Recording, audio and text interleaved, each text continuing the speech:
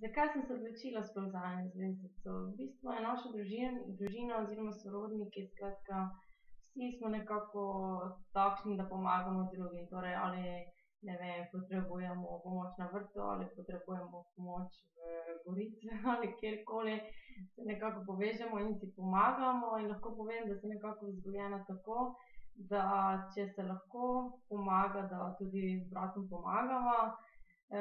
Nekako bi rekla, da je v bistvu so starši bili tisti, ki so nama z bratom sploh spodbudili ta čut za človeka. Tako da bi se nekako najbolj zahvalila njima v bistvu, da je sploh prišlo do te Anine zvezdice oziroma da sem prevzela pomursko izpostavo.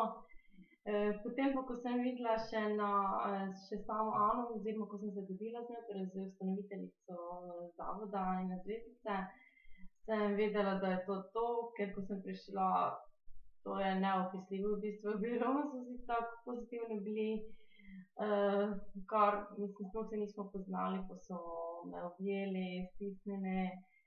Skratka, ja, to je v bistvu bilo to in vedela sem, da sem se dobro odločila in naredila res en velik korak zase in tako za pomursko izpostavo.